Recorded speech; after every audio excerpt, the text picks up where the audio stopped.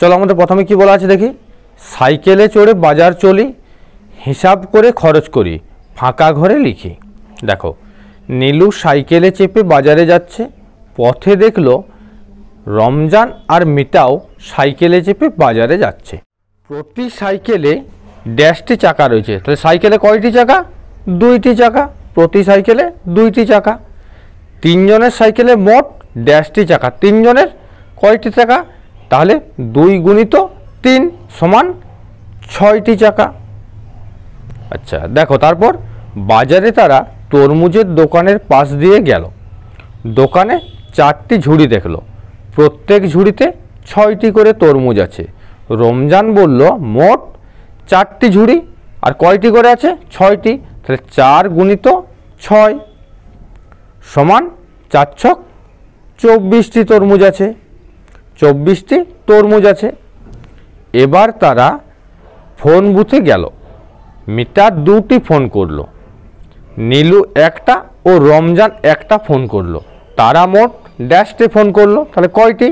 মিতা 2টি, রমজান একটি 3টি, নীলু একটি 3টি আর রমজান একটি 4টি, মোট তারা 4টি ফোন করলো। প্রতি ফোনের জন্য 2 টাকা করে দিতে হলো, তাহলে তাদের মোট কয়টি ফোন করেছিল? 4টি। তাহলে 4 গুণিত 2 সমান 4 দুগুণে 8, 8 টাকা দিতে হলো। তারপর নীলু 4 আঁটি শাক কিনলো। 1 আঁটি শাকের দাম 5 টাকা, তাহলে ক আঁটি শাক কিনেছে? 4 আঁটি, 4 আঁটি শাক। একটি আঁটি শাকের দাম কত? 5 টাকা, তাহলে 5 টাকা। 5-এর সাথে 4 গুণ, 5 4-এ 20, তাহলে 20 টাকা। দেখো, রমজান এবার 2টি গন্ধরাজ লেবু আর একটা বেল কিনলো। একটা লেবুর দাম 4 টাকা, তাহলে 2টি লেবুর দাম কত? 4 গুণিত 2, 4 দুগুণে 8 টাকা। একটা বেলের দাম 7 টাকা, তাহলে রমজান মোট কত? 8 টাকা যুক্ত 7 টাকা, 8 সাথে 15 টাকা দিল। ঠিক আছে। আচ্ছা, পরে দেখো, মিতা 2টি লাউ আর একটি ইঁচড় কিনলো। লাউ 9 টাকা করে, তাহলে 2টি লাউয়ের দাম কত?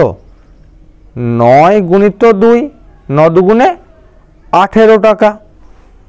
মিতা একটা এঁচড়ের দাম দিল 17 টাকা, তাহলে মিতা মোট কত? প্রথমে দিয়েছিল 18 টাকা লাউয়ের দাম, তারপর দিল 17 টাকা এঁচড়ের দাম।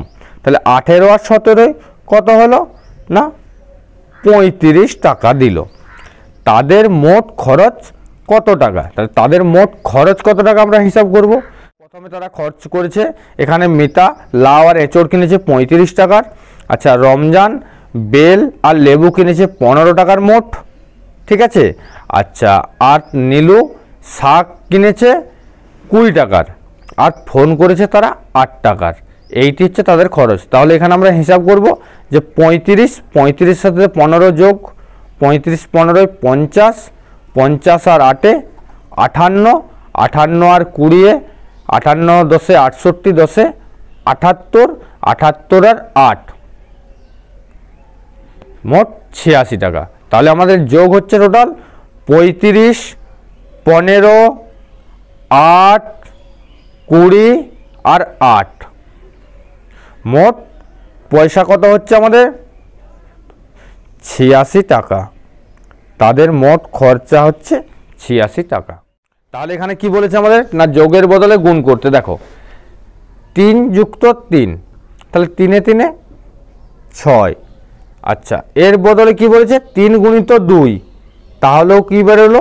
না 6। তেমনি দেখো, 5 5 আর 5, 3টা 5-এর যোগ, 3টা 5-এর যোগ কত? 5 5 10, 5 15। তাহলে এর বদলে আমাদেরকে যোগ করে বার করতে হবে এর নিচে যেন 15 হয়। তাহলে কত গুণ করতে হবে? এখানে আমাদের গুণ করতে হবে 5-এর সাথে কত? 5-এর সাথে 3 গুণ করব আমরা, 5 গুণিত 3, তাহলেই 15।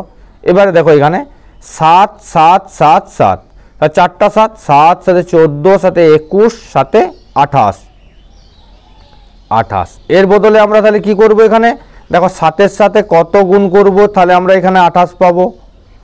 তাহলে 7-এর সাথে দেখো এখানে 4টা 7 আছে, 1 2 3 4, তাহলে আমরা 4 গুণ করে দেবো, 4 7 28। ঠিক তেমন দেখো 8 8 8 8 4টা 8, 4 8 32, আমরা এখানে 32 পাচ্ছি, তাহলে এখানেও আমাদেরকে 32 পেতে হবে। তাহলে আমাদের 8-এর সাথে কত গুণ করতে হবে, 8-এর সাথে যেহেতু 4টা 8 আছে তাহলে 4 গুণ করব, 4 8 32। তেমনি দেখো 1 2 3 4 5, 5টা 6, 6 6 12, 3 6 18, 4 6 24, 5 6 30, এখানে তাহলে যোগ হলো আমাদের 30। আচ্ছা, তাহলে আমরা এখানে যোগের বদলে গুণ করব, 6-এর সাথে কত গুণ করলে আমরা 30 পাবো, দেখো এখানে 5টা 6 আছে, তাহলে এখানে 5 গুণ করলাম, 5 6 30। তেমনি দেখো 9 9 18, 3 9 27, 4 9 36, 5 9 45, 45, তাহলে আমাদেরকে এখানেও 45 পেতে হবে।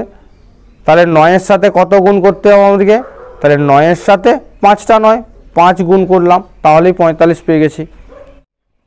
চলো এরপর দেখি, দেখো এরপর কি বলেছে যে ফাঁকা ঘরে গুণ করে লিখি এবং ঠিকমতো রং দিই। তো দেখো আমরা এখানে প্রথমেই দেখো কি করব না, 1 1কে 1-এর সাথে 1 গুণ, 1 1কে 1, 1 2-এ 2, 1 3-এ 3, 1 4-এ 4, 1 5-এ 5, মানে এখানে কি হলো বলো, 1-এর সাথে 1 গুণ হলো, 1-এর সাথে 2 গুণ হলো, 1-এর সাথে 3 গুণ হলো, 1-এর সাথে 4 গুণ হলো, 1-এর সাথে 5 গুণ হলো। ঠিক তেমনই দেখো 2 গুণিত 1, তাহলে 2, 2 গুণিত 2, তাহলে 2 2 গুণ করলাম 4, 2-এর সাথে 3 গুণ, 2 গুণিত 3, তাহলে কত 6, তাহলে তারপর দেখো 2 গুণিত 4, তাহলে 2-এর সাথে 4 গুণ করব 8, তারপরে দেখো 2-এর সাথে 5 গুণ করব, 2 গুণিত 5, তাহলে 10।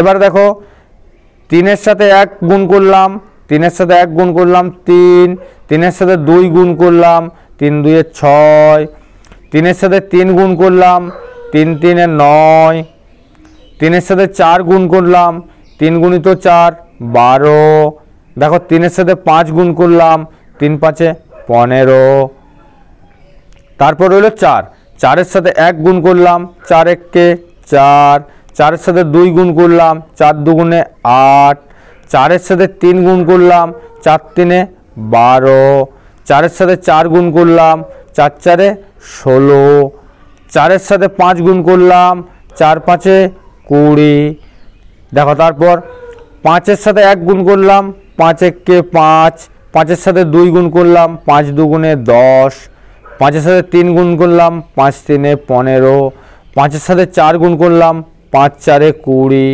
5-এর সাথে 5 গুণ করলাম, 5 5 25, তারপর দেখো 6-এর সাথে 1 গুণ করলাম, 6 1কে 6, 6-এর সাথে 2 গুণ করলাম, 6 2 12, 6-এর সাথে 3 গুণ করলাম, 6 3 18, 6-এর সাথে 4 গুণ করলাম, 4 6 24, 6-এর সাথে 5 গুণ করলাম, 6 5 30, তারপরে দেখো 7-এর সাথে 1 গুণ করলাম, 7 1কে 7, 7-এর সাথে 2 গুণ করলাম, 7 2 14, 7-এর সাথে 3 গুণ করলাম, 7 3 21, 7-এর সাথে 4 গুণ করলাম, 4 7 28, সরি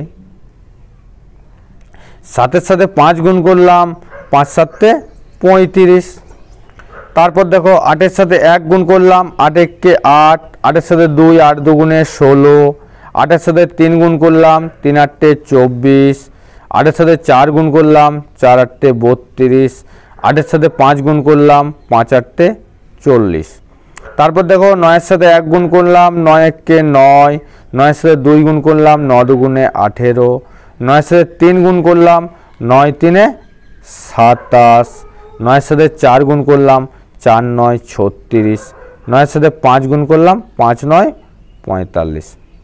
এবার দেখো কি বলেছে আমাদের যে গুণফলের দশকে 4 থাকলে লাল রং দেব, গুণফলের দশকে 3 থাকলে হলুদ রং দেব, এইভাবে কিন্তু আমরা রং করব।